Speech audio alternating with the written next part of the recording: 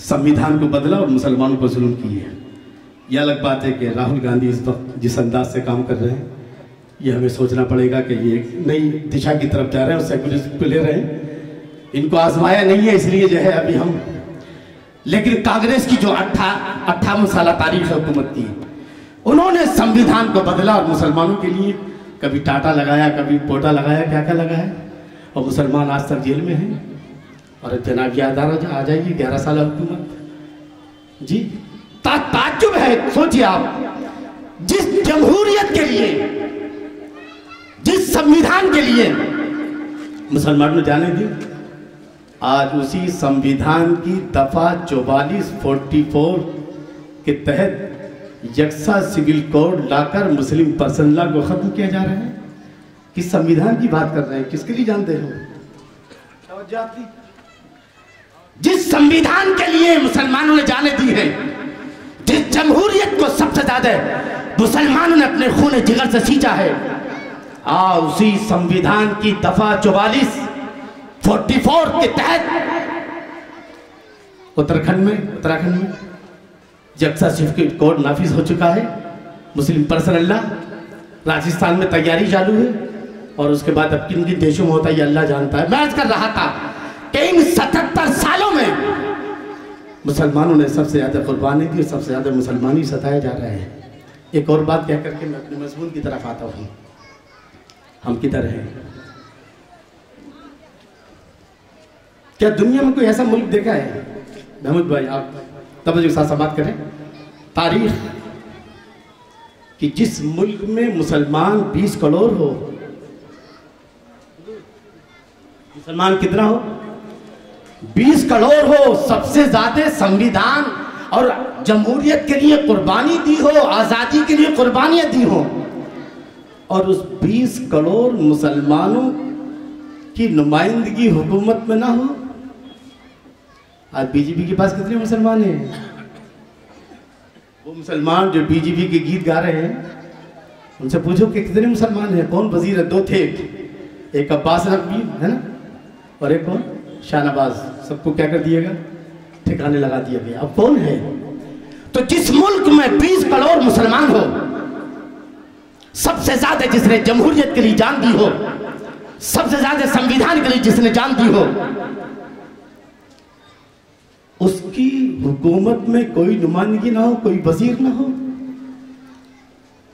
अरे महाराष्ट्र में देख लो ना, आपके 1.5 करोड़ मुसलमान हैं। कितने हैं? कितने मुसलमान हैं? मगर एक भी MP यहां से नहीं है। तवज्जो आपकी, एक भी नहीं है।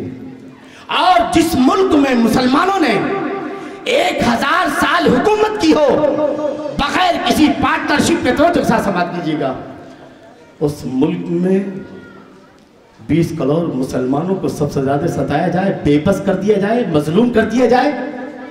ये मुसलमान, भारत का मुसलमान इस वक्त दुनिया का 8वां अजूबा है। कौन सा अजूबा है? बाबरी मस्जिद की शहादत। बाबरी मस्जिद भूल गए हैं? नहीं भूलेंगे ना। अभी तो मौलाना बोल रहे थे भी मोबाइल ने सत्यानाश कर दिया, बताने के क्या जी।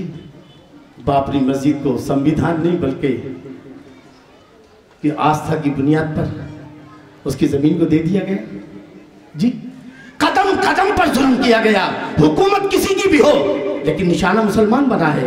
हुकूमत में कोई भी हो, मगर जुल्म मुसलमानों पर किया गया है। ये तारीख है, ये भारत का इतिहास है। अब कहां जाओगे आप? थोड़ी सी उम्मीद बनी थी लोकसभा से। मुसलमान सियासी तौर पर मुत्तहिद हो चुका है, ये बात याद रखना। लोकसभा में जिस अंदाज से मुसलमान ने काम किया है, मगर फिर भी हम जालिम को कुर्सी तक पहुंचने ना रोक सके। हाँ, 400 से 240 पर तो ले आए। अब क्या करना है? और उसके बाद आप देख रहे हैं कि हरियाणा, महाराष्ट्र और दिल्ली का जिस तरह से इलेक्शन हुआ है, यानी अब याद रखना, कोई जीते कोई हारे, मगर जुल्म मुसलमानों पर होना है। ये बात याद रखिएगा, ये भूल जाओ। आज मुसलमानों का जहन बन गया कि भी इसको जिताना है, इसको हराना है। अब ये जिताने हराने वाली पॉलिसी हमें मुसलमानों को छोड़ना होगी। बल्कि अब ये सोचना होगा कि मुसलमानों का फायदा किसमें है। मुसलमानों की दीन की हिफाजत की, ये जिताने और हराने वाली पॉलिसी छोड़ दो, क्योंकि हमने बहुत मेहनत की थी लोकसभा में और यहां भी हम बदनाम हुए, दिल्ली में भी बदनाम हुए। इसका मतलब है कि अब मुसलमानों को क्या करना है, वो कौन सी खामी है जिसकी बुनियाद पर मुसलमान नीचे की तरफ जा रहा है। तवज्जो के साथ समाप्त कीजिएगा। मैं चाहता हूं कि कुरान और सुन्नत की रोशनी में इस मसले का हल बताऊं, क्योंकि सियासत में हमारा हल नहीं है।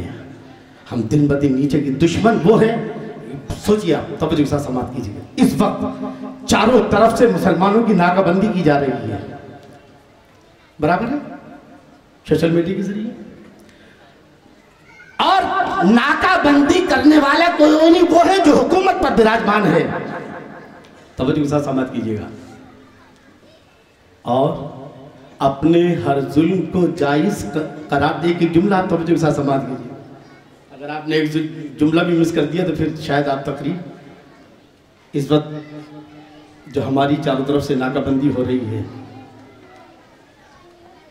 नाकाबंदी करने वाला कौन है? जो हुकूमत पे विराजमान है। और हम सो रहे हैं। हमारे 10 लाख के इज्तिमा में कोई जिक्र नहीं होता कि मस्जिदों में बिल्डोजर क्यों चल रहा है। किसी का भी इज्तिमा हो, किसी की जमात का हो, नहीं, हम तो अल्लाह वाले हैं। तो हुजूर से बढ़कर ये अल्लाह वाले हैं? हुजूर से बढ़कर के अल्लाह वाले हो सकते हैं? नहीं है। यही बोले सिदरा वाले, चमने जहां के थाले सभी मैंने छान डाले, तेरे पाए का ना पाया, तुझे यक ने यक बनाया, तुझे हमद है खुदाया, तुझे हमद है खुदाया। जालिमों, मुसलमानों की रहबरी का लिबादा ओढ़ कर जालिमों को ताकतवर बनाने वालों, तुम्हें मतलब नहीं है, तुम्हें इस्तेमाल करने से मतलब है। नमाज की बातें होंगी, मीठी मीठी बातें होंगी, और यहाँ सुन्नी जमात वाले भी कम नहीं है, इनका भी इस्तेमाल देख लीजिए। एक इस्तेमाल मुझे नहीं बता सकते कहीं भी हो। ये वो दुख है जो मेरे सीने में है, और मैं इस ताल्लुक से किसी से नहीं डरता, कश्मीर से लेकर कन्याकुमारी तक, सिवाय अल्लाह के रसूल के।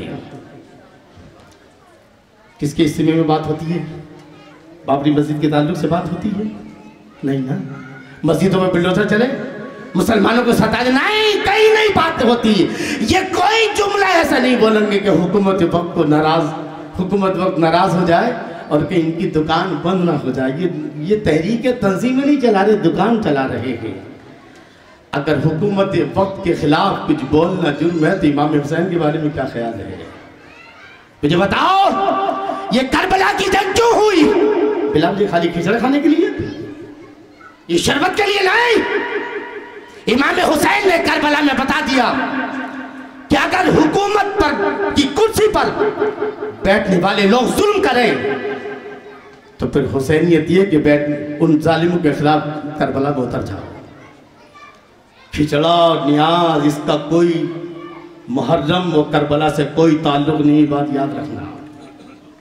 जिसे इमाम हुसैन के मिशन से कोई सरोकार न, वो लाखों करोड़ों दे के भी बना के बांटते, मैं उसे हुसैनी कहलाने के लिए मजाक बना के रख दिया सुन्नियत का।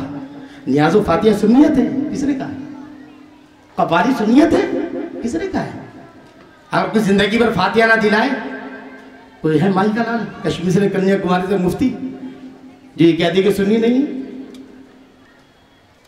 है कोई? पूरे चैलेंज के साथ कहता हूं मैं, नहीं, फातिहा एक मुस्तहब अमल है, करो तो सवाब, ना करो तो गुनाह नहीं। मगर मुसलमान इस्लाम की जिम्मेदारी अदा करना यह हर मुसलमान पर। सुन्नियत नाम नियाज और फातिहा, कव्वाली और उर्स और ये जो है जुलूस नहीं, बल्कि सुन्नियत नाम है इस्लामी जिम्मेदारी अदायगी का, बातिल के सामने सर कटाने का, बातिल के सामने जो है सीना सिपर होने का। और अल्लाह उसके रसूल ने जो जिम्मेदारी डाली है, जिस तरह ख्वाजा गरीब नवाज ने उस जिम्मेदारी को अदा किया है और कुफरिस्तान में इस्लाम के झंडे को गाड़ा है, इसको सुन्नियत कहा जाता है। बहरहाल तो 77 साल दौर आपके सामने है। जुल्म की एक तवील कहानी है। आज़ादी में 7 लाख मुसलमान शहीद हुए, 80,000 उलमा, और आज़ादी के बाद से लेकर आज तक 7 लाख से ज़्यादा मुसलमान शहीद हो चुके। हर दिन कहीं ना कहीं आता है कि मस्जिद में बिल्डोजर चला गया, चलाया गया, न कि नोटिस। पुलिस ही काजी है, पुलिस ही अदालत है, सब कुछ पुलिस बन गई है।